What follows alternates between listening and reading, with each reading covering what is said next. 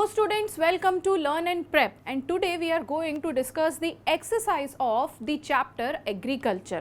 Chapter हमने बहुत अच्छे से देख लिया है किस तरीके का है, क्या क्या उसमें चीज़ें हैं. आज हम इसकी क्या करेंगे, डिस्कशन करेंगे एक्सरसाइज का. एंड वो हम दो पार्ट्स में करेंगे. एक रहेगा हमारा MCQ चलता रहेगा और दूसरा हमारा क्या जाएगा, दी क्वेश्चन आंसर्स. चाहे वो 3 मार्क्स के हों, 2 मार्क्स के हों, 5 मार्क्स के हों. These are the important questions of this particular chapter. So first question here is that कि which of the following are the plantation crops. जो प्लांटेशन क्रॉप्स हैं, इन क्रॉप्स में से या इनमें से वो कौन कौन से हैं. ठीक है, तो rice and maize, wheat and pulses, tea, coffee, banana and sugar cane and none of this. तो इनमें से भाई प्लांटेशन क्रॉप्स तो हैं ही. अब वो कौन से हैं, ये है हमारे tea, coffee, banana and the sugar cane. These are known to be as are plantation crops, जो सीरियल्स में लगते हैं. ठीक है, तो क्या क्या है वो हमारे tea, coffee, banana and the sugar cane is your answer. Next question is a short season between the Rabi and the Kharif season is known as. जो राबी और खरीफ सीज़न के बीच का सीज़न होता है वो हमारा कौन सा सीज़न कहलाता है, and this is known as to be the zaid season. ठीक है, तो C है हमारा आंसर. क्या कहलाता है, Zaid. Coffee cultivation was first introduced in. अगर हम इंडिया की बात करें तो जो कॉफ़ी कल्टीवेशन है वो कब स्टार्ट हुआ था, was first introduced in the Baba Budan hills, जो कर्नाटका में है. ठीक है, it is situated in Karnataka. ठीक है, तो बाबा बुदान हिल्स में सबसे पहले जो है कॉफ़ी का कल्टीवेशन स्टार्ट किया था. So here D is your answer. Next, which state is the largest producer of bajra. बाजरा का जो लार्जेस्ट प्रोड्यूसर है वो इनमें से कौन सा स्टेट है. तो बाजरा जो सबसे ज़्यादा यूज़ होता है और उगाया भी जाता है वो है Rajasthan. So A is the answer. Rajasthan में सबसे ज़्यादा जो प्रोड्यूसिंग है वो बाजरा की है, if we talk about in terms of the crops. ठीक है, Which of the following crops is a major source of protein? अब यहाँ पर बात हो रही है कि जो क्रॉप है वो मेजर सोर्स ऑफ प्रोटीन एक वेजिटेरियन पर्सन की डाइट में क्या सबसे ज़्यादा इम्पोर्टेंस रखती है. तो वो होती हैं हमारी pulses. These pulses, be it moong, Toor, anything,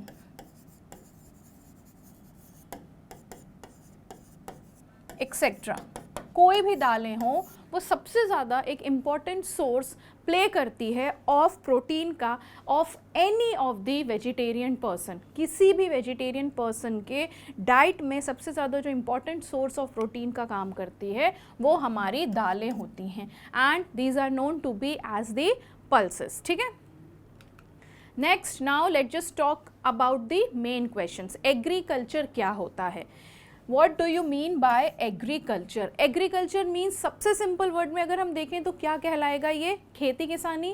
पूरा का पूरा जो हमारी इंडिया है वो सबसे ज़्यादा लार्जली जो डिपेंडेंसी है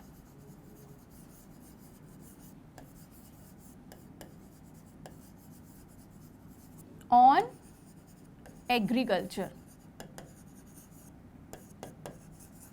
ठीक है, लार्जली जो डिपेंडेंसी है वो किस पे है, एग्रीकल्चर पे. ये एक ऐसा सोर्स है या ऐसा source of income you can say जो हर वैरायटी ऑफ पीपल को सूट करता है, whether that person living in the rural area और you can say it they are living in the urban areas. Urban areas में उनके पास वो चीज़ें आती हैं, तो वो कहाँ से आ रही हैं, जो सबसे ज़्यादा क्रॉपिंग है, जहाँ पर सबसे ज़्यादा जो एग्रीकल्चर है. अब different parts of the country को अगर हम देखें तो वो हर तरीके से हमको क्या प्रोवाइड कर रहा है, दी फूड क्रॉप्स. अब ये फूड क्रॉप्स पूरा का पूरा जब सम अप होता है, एक जगह से जाके दूसरी जगह सेल हो रहा है, तो ये पूरा का पूरा जो खेती है हमारी, जो किसानी है, जो लोग काम करते हैं, उस पर पूरा का पूरा सम अप करके हम क्या बोलते हैं, उसे एग्रीकल्चर. ठीक है, next question, name the farming system which are practised in India. अब फार्मिंग सिस्टम्स कौन कौन से इंडिया में प्रैक्टिस होते हैं.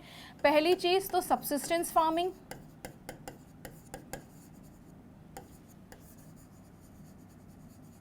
ठीक है, कमर्शियल फार्मिंग,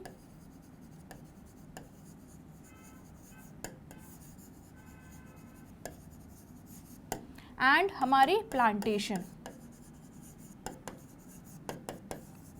जिसमें different different types of food crops are grown. अब कमर्शियल फार्मिंग कैसी फार्मिंग होगी? जो कमर्शियल पर्पस से है। सब्सिस्टेंस फार्मिंग मतलब एक रिजिड है, एक छोटे से पैच तो नहीं बोलेंगे, एक छोटे से लैंड में है जो अपने इनफ यूज़ के लिए वो काम करते हैं, प्लस जो बचता है वो सेल आउट कर देते हैं।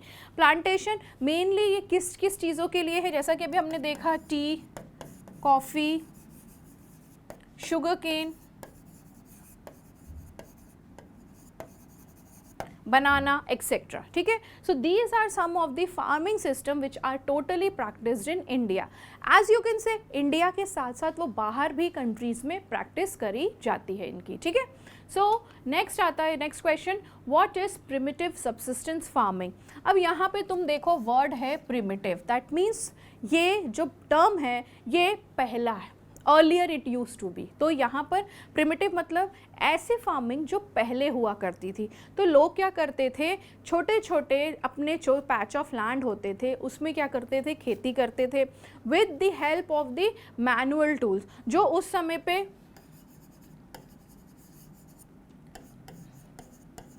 ये सारी चीज़ों को, जो टूल्स होते थे उस समय के, उनसे अपनी क्रॉप्स को ग्रो करते थे। फिर अकॉर्डिंगली वो काम करते थे, कब हार्वेस्ट होगा, कल्टीवेट होगा, किस तरीके से वो ग्रो करेगा, किस तरीके की बारिश उनको चाहिए, किस तरीके का मैन्योर चाहिए। तो ये जो सारी चीज़ें हैं ये पहले जो होते थे लोग इसको यूज़ करते थे। एंड आज के डेट में ये जो प्रिमिटिव सब्सिस्टेंस फार्मिंग है वो नहीं देखने को मिलती, बहुत ही कम देखने को मिलती है।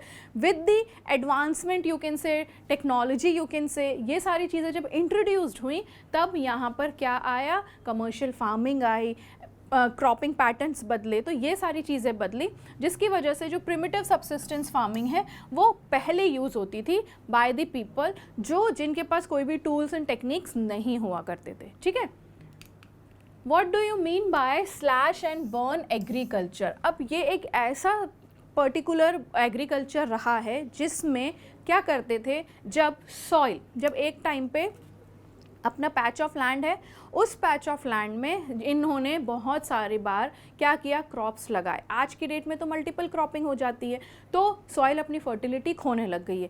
लेकिन अगर हम पहले के ज़मानों की बात करें, जैसे हम प्रिमिटिव टाइम की बात कर रहे हैं, तो उस समय पे क्या करते थे, उस समय भी खेती किसानी होती थी। तो उस समय पे people they use to do, जो भी उनका पैच ऑफ लैंड होगा वो जब उन्हें वो देखने लगते हैं कि अब यहाँ पर हम कुछ भी नहीं ग्रो कर सकते हैं, तो वो उस पर्टिकुलर लैंड को क्या करते थे, जला देते थे, जिसकी वजह से जो सॉइल है वो क्या करेगी, अपनी फर्टिलिटी धीरे धीरे रीगेन करेगी। This is known to be as the slash and burn agriculture, ठीक है। इंडिया में इसे स्लैश एंड बर्न बोला जाता था, डिफरेंट कंट्रीज में इसके डिफरेंट नेम्स हैं, बट जो पैटर्न है, जो काम करने का तरीका है स्लैश एंड बर्न में, वो एक ही होता था, ठीक है। Next, what is commercial farming? अब यहाँ पे क्या चीज़ आ गई, कमर्शियल फार्मिंग। दैट मीन्स यहाँ पर अब बिजनेस से रिलेटेड बात होगी, ठीक है। यहाँ पर अब काम क्या होगा, ट्रेड जनरेट होगा, पैसा यहाँ पे जनरेट होगा। तो कमर्शियल फार्मिंग इज एक ऐसी तरीके की फार्मिंग है जहाँ पर लोग क्या करते हैं, different people come together, they sell their crops and these particular crops इकट्ठा करते हैं, फिर ये आगे फर्दर क्या होते हैं, सेलिंग के लिए जाते हैं, ठीक है। जब ये सेलिंग के लिए जाते हैं, in return they are getting some kind of money. कौन कौन, द किसान्स also, the farmers also, and the mid person जो है वो, उसको भी मिलती है, प्लस जो वहाँ से बेच रहा है और वहाँ से भी प्रॉफिट जनरेट होता है। तो ऐसी फार्मिंग जिससे हमें प्रॉफिट जनरेट हो रहा है, you are getting something in return, whether it is related in terms of money only, तो ये चीज़ें हमारी क्या कहलाती है, commercial farming. And this type of farming is use for the export purpose also, ठीक है। Right the characteristics of plantation agriculture. अब प्लांटेशन एग्रीकल्चर क्या होता है, you can say strip farming also. यहाँ पे भी ऐसी फार्मिंग हो रही है, कुछ भी हम लगा सकते हैं। अब ये कुछ भी में हर कुछ हम नहीं लगा सकते, इसमें या तो ये हमारा टी होगा, कॉफ़ी होगी, शुगर केन होगा, या फिर होगा हमारा banana. These are some of the important products which are grown under the plantation crop. क्या होता है, पहले भी हमने देखा है जब कॉफ़ी और टी उगाना यहाँ पे चालू हुआ था इंडिया में with the help of the colonial rule only. Yes, I will say with the help of only, because they were the only people who have brought this technology of plantation farming या plantation agriculture हम बोल सकते हैं, जिसमें क्या होता था, एक बड़ा सा प्लांटेशन होता है और उस प्लांट में क्या होगा, either they will be growing these kind of things और यहाँ पर उसको धीरे धीरे हाथ से निकाला जाता है, be it any tea और कॉफ़ी। अब ये फिर फर्दर इंडस्ट्री में जाके, मिल्स में जाके क्या होते हैं, फर्दर आगे बढ़ते हैं प्रोसेसिंग के थ्रू, और जो चाय पत्ती हम पीते हैं, हम चाय जो यूज़ करते हैं, द कॉफ़ी वी यूज़, ये उसी का रिजल्ट होता है। तो प्लांटेशन एग्रीकल्चर एक, बस ये बोल सकते हैं, एक ऐसे तरीके का एग्रीकल्चर है जो पहले से ब्रिटिशर्स ने इंट्रोड्यूस किया था इंडिया में। When they introduce this kind of thing, तो आज की डेट में ये सबसे बड़ा एक्सपोर्ट मार्केट है जो इंडिया से बहुत ज़्यादा क्या करता है, रेवेन्यू जनरेट करता है। ठीक है, Name 3 cropping seasons of India. The 3 cropping seasons of India are the Rabi, Kharif and the Zaid. सबसे अच्छा याद करने का तरीका किस तरीके का है, जो राबी और खारिफ के बीच का सीज़न होता है वो होता है जैद। तो याद हम कैसे करेंगे, first is going to be the rabi, second is going to be the kharif and third we are going to write the zaid. तो इस तरीके से हमें ये याद हो जाएगा। अब ये वाला जो पैटर्न है ये सिर्फ और सिर्फ एक शॉर्ट सीज़न कहलाता है। ठीक है, शॉर्ट सीज़न, जिसमें you are going to get the cucumber, watermelon, musk melon etcetera. ठीक है, rabi as you all know किस तरीके का सीज़न होता है, जहाँ पर हार्वेस्ट या यू कैन से जो क्रॉप्स डालते हैं या क्रॉप्स उगाते हैं वो होता है ऑनसेट ऑफ विंटर, और इसे हार्वेस्ट कब किया जाता है, हार्वेस्ट इन समर।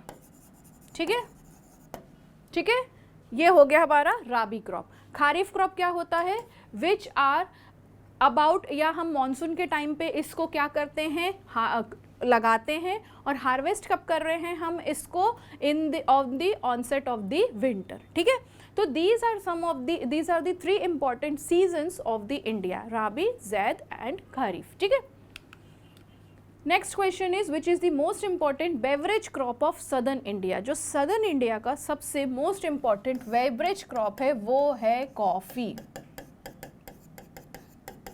जो फर्स्ट इंट्रोड्यूस्ड हुआ था, जो सबसे पहली कॉफ़ी आई थी इंडिया में, वो कौन सी कॉफ़ी आई थी, Yemen coffee. Yemen coffee because it came from the Yemen. तो सबसे पहले कॉफ़ी जो इंडिया में लगाई गई थी वो येमेन थी, और वो सदर्न पार्ट में ही लगाई गई थी।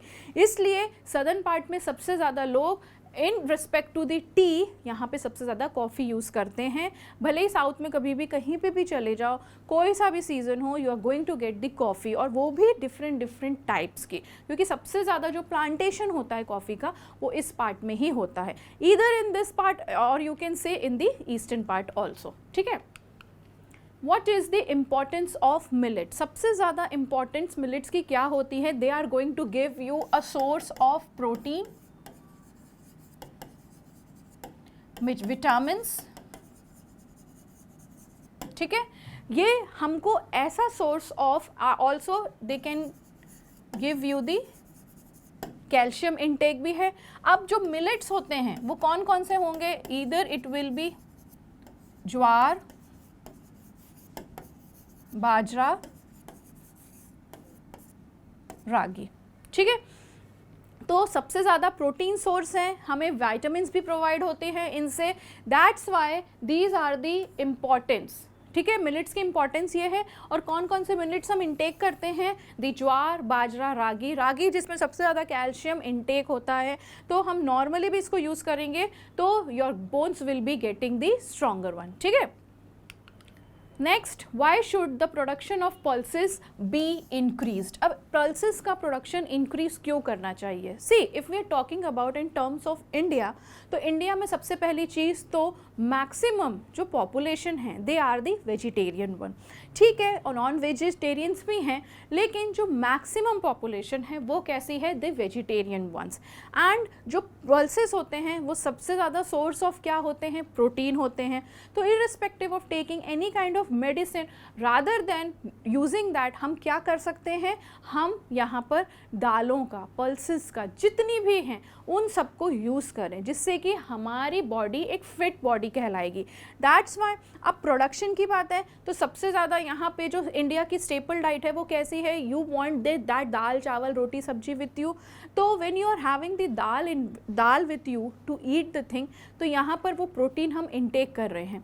दैट्स वाई ये बहुत ज़्यादा इंपॉर्टेंट थिंग है। दैट्स वाई यहाँ पर प्रोडक्शन जो है वो इंडिया में सबसे ज़्यादा इसका बढ़ना चाहिए। ठीक है, so this completes the discussion of your chapter agriculture. Next lecture में हम नए चैप्टर के साथ मिलते हैं। Thank you so much.